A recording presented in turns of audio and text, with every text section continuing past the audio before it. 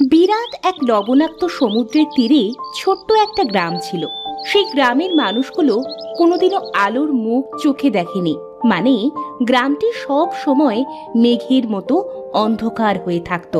ওই সমুদ্রে থাকতো একটা দানব, যার জন্য ভয়ে কেউ সমুদ্রের পাড়ে আসতো না।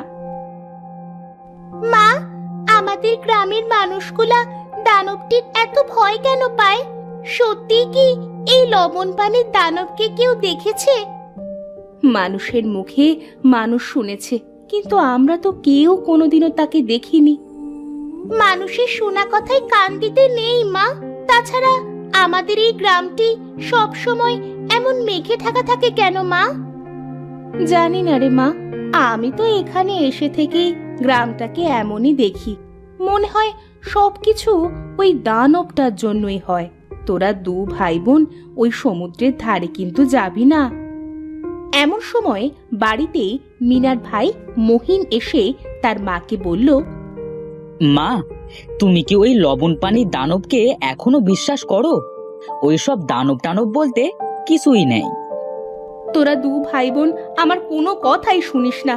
যেদিন ওই দানবটার সামনে পড়বি সেদিন ঠিক বুঝতে পারবি। মা, আমি টিনাদের বাড়ি খেলতে যাচ্ছি, বাড়িতে ভালো লাগছে না। যা, কিন্তু তাড়াতাড়ি ফিরে আসিস।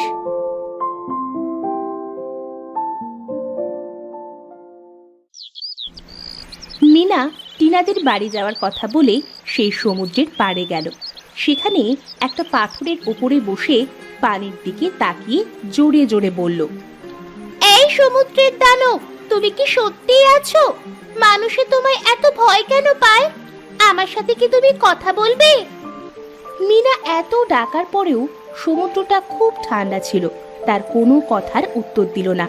সেদিন মিনা বাড়ি ফিরে আসলো।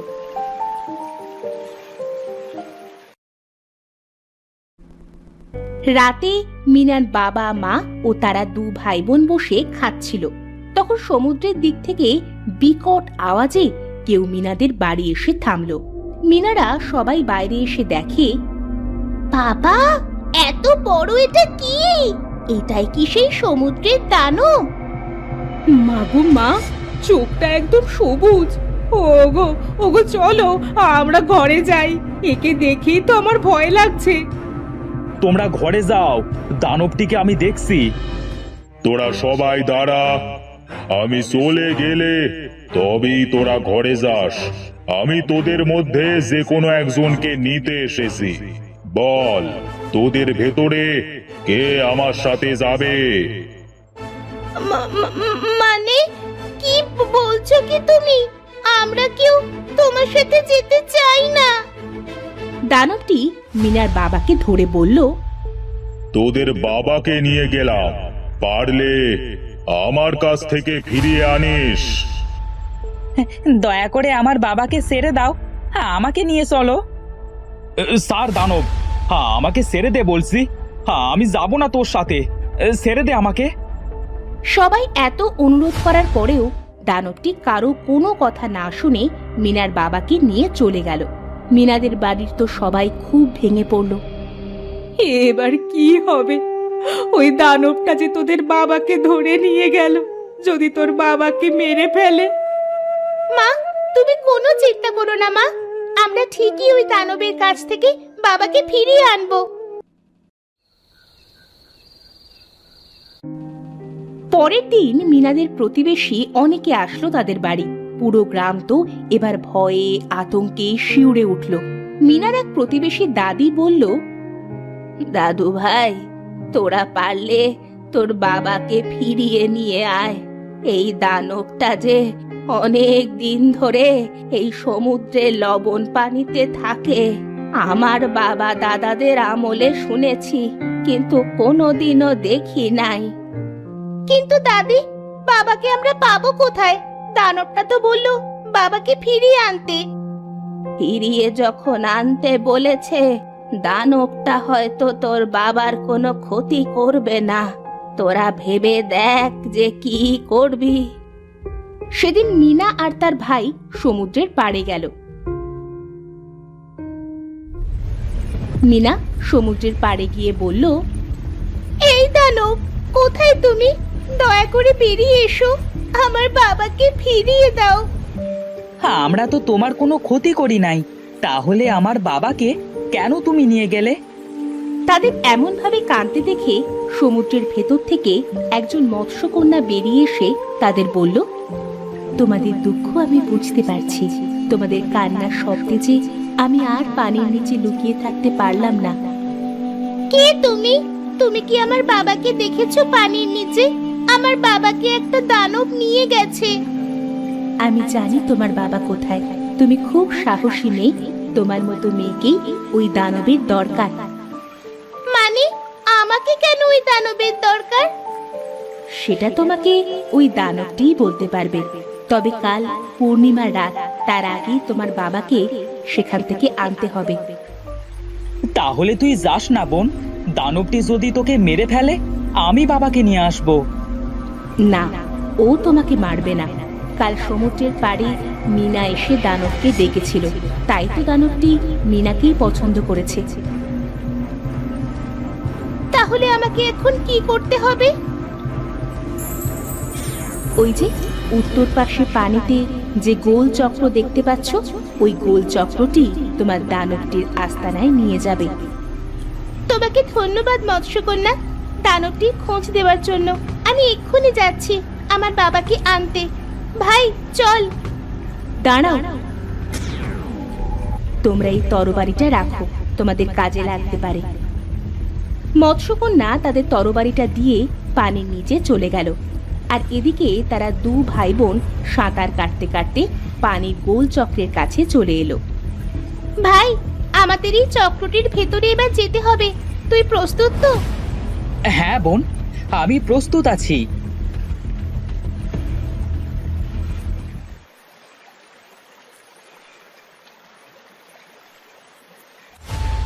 চক্রটি তাদের ঘোরাতে ঘোরাতে গুহার সামনে ফেললো। আহ, কি ব্যথা পেলাম! এটা কি সেই গুহা নাকি? মনে তো হচ্ছে এই সেই গুহা। চল ভেতরে গিয়ে দেখি বোন। তারা ভেতরে যেতেই যাবে, তখন বড় একটা কুমির তাদের পথ আগলে দাঁড়িয়ে বলল, হ্যাঁ, এটাই সেই গুহা। তবে তোরা ভেতরে যেতে পারবি না, যাবি তো আমার পেটে। বোন পিছিয়ে আয়। দাঁড়া ভাই, আগে দেখি এই তরবারিটা কোনো কাজে দেয় কিনা। তরবারিটা দিয়ে কুমিরটিকে আঘাত করার সাথে সাথেই কুমিরটা উধাও হয়ে যায়।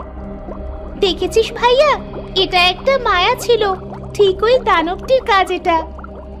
হ্যাঁ বোন, চল এবার ভেতরে যাই, না জানি বাবা কি অবস্থায় আছে। তারা দুজন গুহার ভেতরে প্রবেশ করলো। সেখানে গিয়ে দেখলো তার বাবা একটা খাঁচায় বন্দি, আর দানবটি পাশেই আছে। তারা দু ভাই বোন দৌড়ে যখন তাদের বাবার কাছে যেতে গেল, তখন সামনে একটা দেয়াল পড়লো। বোন, বাবা কোথায় গেল? আর এই দেওয়ালটাই বা কোথা থেকে আসলো? দাঁড়া ভাই, এই তরবারিটা আবার ব্যবহার করে দেখি কোনো কাজ দেয় কিনা। মিনা তরবারিটা দিয়ে দেয়ালে আঘাত করার সাথেই দেয়ালটি উধাও হয়ে গেল। বোন, এটাও মায়া ছিল। ওই দেখ বাবা, চল বাবার কাছে যাই। হঠাৎ মিনার চোখ যায় দানবটির ওপরে। করুণ চোখে মিনার দিকে তাকিয়ে থাকে। এটা দেখে মিনার দানবটির ওপর খুব মায়া হয়। তুমি আমার দিকে এভাবে তাকিয়ে আছো কেন? আমাকে তুমি কিছু বলবে? আমি এতদিন তোমার অপেক্ষাতেই ছিলাম। সেদিন যখন আমাকে সমুদ্রের উপরে ডাকলে, আমি কোনো একটা বাধার কারণে যেতে পারিনি, তাই তোমার বাবার অছিলায় তোমাকে এখানে এনেছি। কিন্তু কেন? আমাকে তোমার কি দরকার? আমি শপথ করেছিলাম যে আমাকে তোমাদের গ্রাম থেকে সাহস করে ডাকবে, আমি তাকেই এই মূল্যবান করুণার মুক্তটি দেব। মানে আমরা মুক্ত নিয়ে কি করব?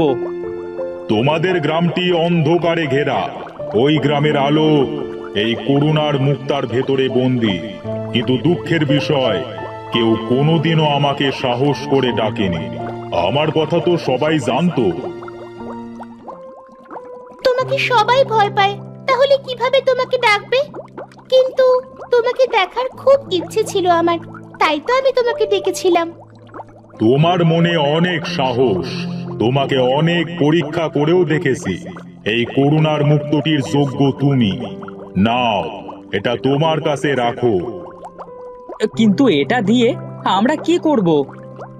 এই করুণার মুক্তটি তোমাদের গ্রামে নিয়ে গেলেই গ্রামটি উজ্জ্বল আলোয় উজ্জ্বলিত হয়ে যাবে। তোমাকে ধন্যবাদ দানব, অনেক বড় উপকার করলে তুমি। কাল পূর্ণিমার রাত, আমার 2000 বছর পূর্ণ হবে। কাল থেকে এই করুণার মুক্তটি আমার কাছে আর রাখতে পারবো না, তাই তোমাদের জিনিস তোমাদের কাছে ফিরিয়ে দিলাম। এবার তাহলে আমার বাবাকে নিয়ে যাই। হ্যাঁ, তোমরা এবার মুক্ত, এবার তোমরা আসতে পারো।